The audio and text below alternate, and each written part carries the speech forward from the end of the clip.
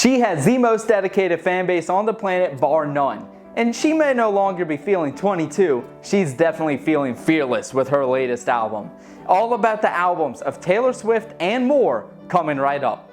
Let's begin by taking a stroll down memory lane to her very first album, simply titled Taylor Swift. This album was released in October of 2006 when she was only 16 years old, featuring popular songs like Tim McGraw and Teardrops on My Guitar. This album saw a decent debut, selling 40,000 copies its first week. It would eventually wind up the 19th spot on the Billboard Top 200 best-selling album charts that year. The song Teardrops on My Guitar would actually climb all the way up to 89th place for the most popular songs that same year. Well, you're probably wondering who exactly was her competition. For the top 3 songs, we actually have The Sweet Escape by Gwen Stefani at number 3, Umbrella by Rihanna coming in with the silver medal, and The King with the Crown. The top song of that year was Irreplaceable by Beyonce. As far as albums go, The Duchess by Fergie is in 3rd place, Convicted by Akon comes in 2nd, and the album Daughtry by Daughtry would take the top spot for album of that year. However, this album was certainly not done here. In 2008, sales for the album continued to soar, resulting in the album becoming the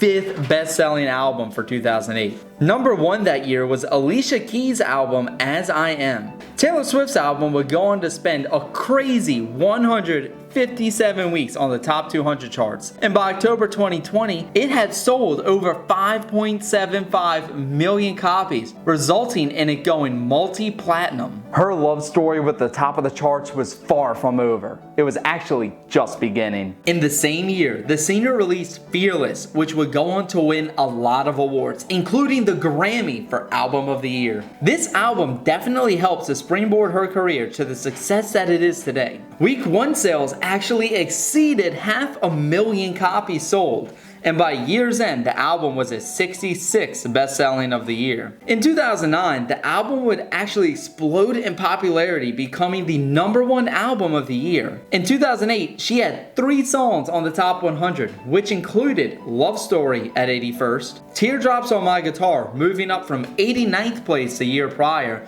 to 48th of this year, and finally Our Song sitting at the 41st most popular song of the year. Back to December, or should I say forward to October of 2010, Taylor Swift dropped her 3rd album titled Speak Now. This album broke 1 million copies sold its very first week and will go on to sell over 6 million copies, becoming a 6 times platinum record. This album actually ended the year as the 9th best-selling one on the list, but her Fearless one actually beat it out to become 7th place. Number 1 that year though was actually Susan Boyle's I Dreamed a Dream. That was a lot of talk about her different albums. How about we go ahead and shake it off so we can look at some bonus content.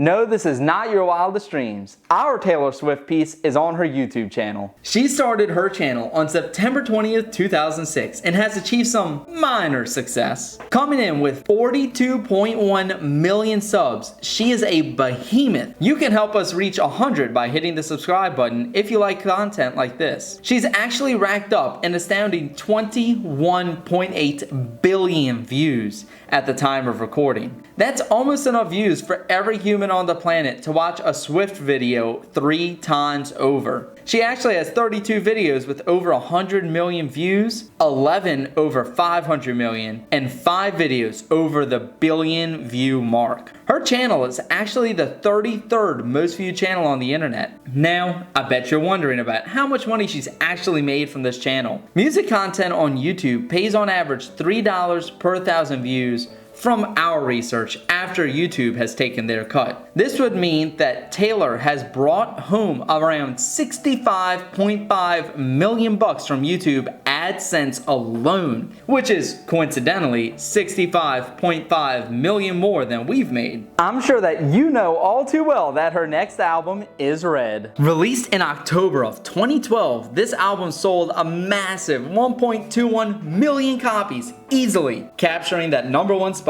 during its release week. With only a few months of sales, this album's popularity was able to still land it as the 4th best-selling album of the year, right behind Drake's Take Care album, Michael Bublé's Christmas album, and Adele's 21. By October of 2020, this album went on to become 7 times platinum, or selling over 7 million copies in the US alone. Not only did she sell a ton of albums, she also had a wildly successful tour. She had 4 sold-out shows at the LA Staples Center. The tickets to her Shanghai show sold out in 60 seconds.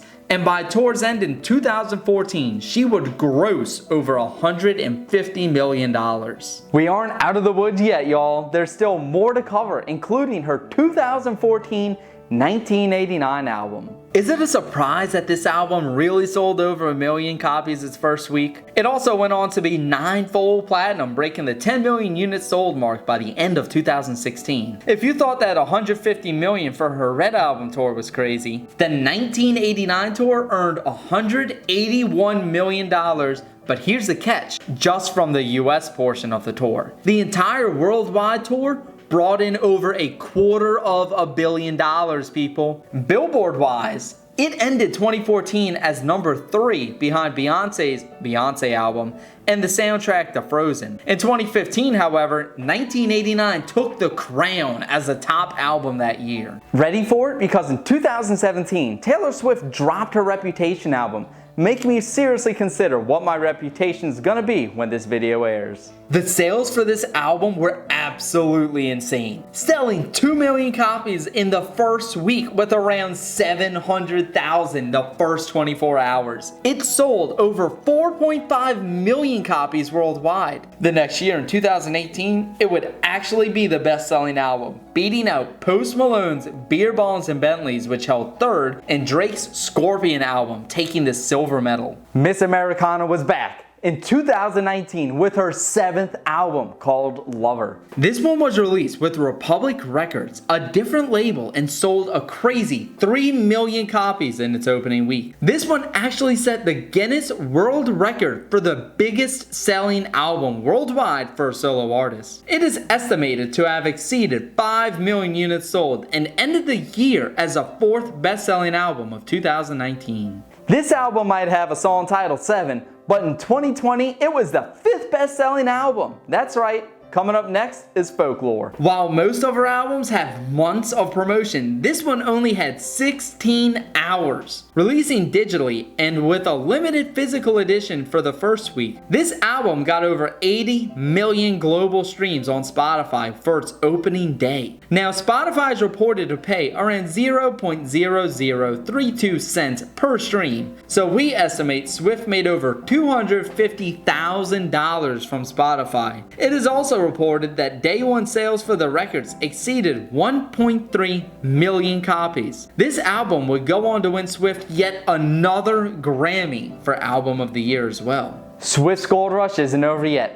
Evermore was another surprise album release that was dropped in December of 2020. This album is yet another album that sold over 1 million units its first week. She actually won a world record for this one as the shortest gap between new #1 albums on the US Billboard Top 200 for a female, with only 140 days between the launches of these 2 albums. The absolute record is actually held by Future with an astonishing 7 days. Swift's newest re-release of Fearless actually dropped the day of recording on April 9th, so it's still a little too early to tell as to how well it will do, but come on people, we all know she's gonna move some serious numbers. It's also said that she's planning on doing some more re-releases as time goes on. What was your favorite song? Be sure to let us know with a comment down below. We actually have another surprise for you. I'm not actually Taylor Swift.